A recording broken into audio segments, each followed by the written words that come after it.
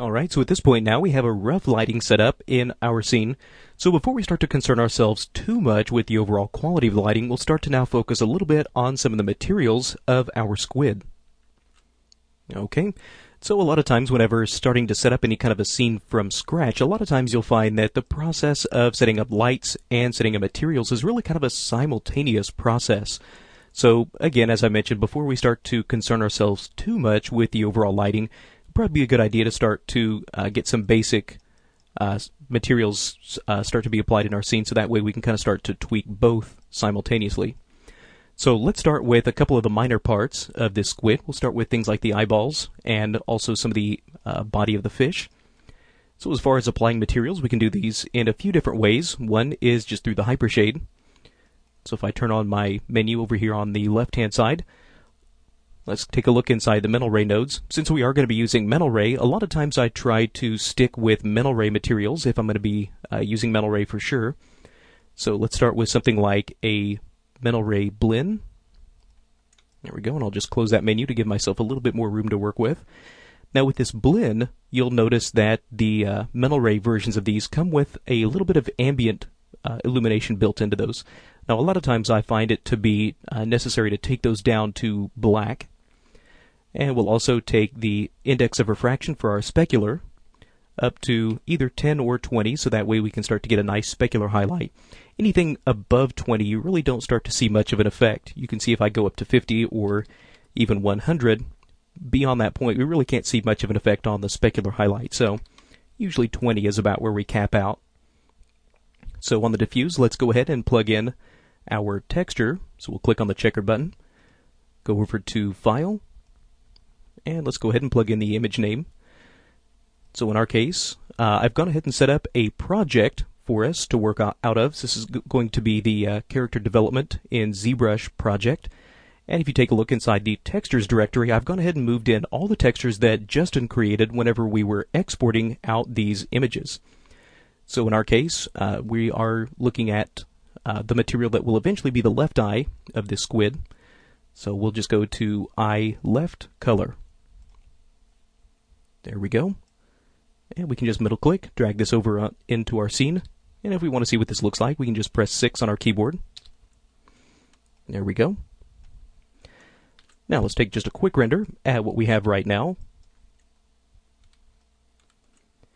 Now you'll see that whenever we render, that the actual material itself is very, very blown out. You can see it's really, really bright.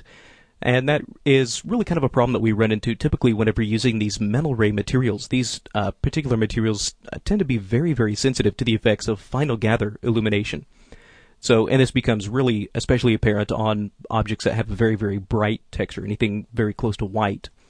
So, getting around this, though, is actually a fairly simple process. All we need to do is go back to whatever texture we have plugged into the diffuse color, and we'll scroll down to the color balance. And we can just take this color gain, which is controlling the brightest parts of this image, and we can just simply start to tone this down. So we'll start with something along the lines of maybe 0.4. So you can see in the texture itself, it looks very, very dark gray. And even here in the viewport, you can see the eye has now shifted from something that was white to now something that's much more gray. But what we should see is once we render this, you can see that it is now much, much more manageable. And again, this is a problem that really just becomes much more apparent whenever we're using something like Final Gather together with these mental ray materials. So we can just keep going through this process of adding some of these other mental ray materials. So another option that we have if we don't want to necessarily go through the hypershade is we can just take our geometry, right click, go to Assign New Material, and we can drop in the material that we choose. In our case, a mental ray blend. There we go. Just go to the blend node. Again, make sure that our ambient and ambience are both set down. Index of refraction. Again, level of 20. Take the diffuse and plug in the texture. This will be the eye right color. There we go. Plug that in. There we go. You can see it pops up here. Just like before, we'll probably need to take the actual color gain, drop that down to about 0.4, so that way we can make sure that we get a nice darker color in the eye, at least as far as the viewport is concerned. But again, once we hit render, it still does have a nice bright white appearance to it. Now, in my particular render, as far as the way that we have these lights set up and angled, you can start to see that we actually have a little bit of a line that is appearing right along this top part of the eye. This is probably a shadow that's being caused by this top part of his tentacle that's actually casting this shadow here. So we can, as I mentioned in an earlier lesson, start to come in and start to improve the quality of these by starting to soften up some of these shadows. But actually doing that will start to increase our render time pretty significantly, so we will take a look at how we can start to come in and start to eliminate some of these artifacts. You may also start to find some of these little shards that are appearing on the geometry itself. Again, these are just caused by the shadow, and we can start to fix these once we have the materials a little bit closer to what we want. Again, just so we can start to keep our render times as fast as possible at this point. So let's continue through this process on just a couple of other pieces. Let's go to assign new material for this fish's right eye. And let's just use the same thing. We'll use a mental ray blend. Again, ambient and ambience, both down to 0. Take the diffuse, and we'll give it a texture map. In our case, we'll use the fish right eye. There we go. Plug that in, take our color gain, and drop it down to 0.4 in the value. There we go, excellent. So there's the fish eye. And if we need to, we can do the same thing over here, although we probably won't see this particular eye from the way that the camera is going to be angled, but we can go ahead and drop an image in there anyway. So we'll go up to File. Again, plug in our texture. This is going to be the fish left eye. Take the color gain and bring it down to 0.4, roughly. Again, this will depend entirely on your particular scene setup.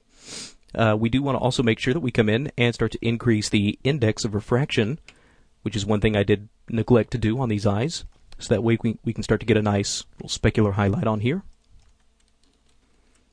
Okay, and just before we wrap up this lesson, we can go ahead and do the same thing for areas like this squid's teeth. So let's select the different teeth on here, make sure we get all these. There we go, and with these selected, again, we could just right-click or go through the hypershade to assign another mental ray blend.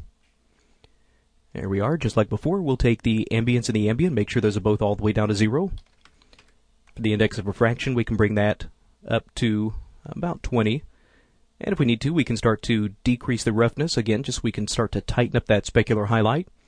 And since these teeth are going to be something that will probably be a little bit more on the wet side, since these are going to be inside of his mouth, we can start to maybe try giving these a little bit brighter specular color. Again, this will all entirely depend on the actual lighting that we wind up using. So as I mentioned, this can really be a very simultaneous process, the process of setting up these materials and these lights. So we'll plug in the tooth color. There we go. And more than likely we'll have to come back and start to lower this alpha gain or the color gain as well. There we go. So let's see what that does for us. Okay, excellent. And now we can start to see that we do start to get now a little bit of coloration on the teeth and the eyes. Now in my case, the teeth are maybe a little bit dark at this point, so I could always try to come back, and we can just start to kind of bump up this color gain a little bit more. Try something along the lines of 0.6. There we go. Overall, that starts to now make these teeth a little bit brighter now. And again, this is something that will be entirely dependent on your type of lighting and the actual coloration of your particular materials. Okay, so this is a pretty good place to stop at this point. So now that we have these materials applied to the eyes and the teeth, we'll start to apply in our next lesson some of the materials to other parts of this body.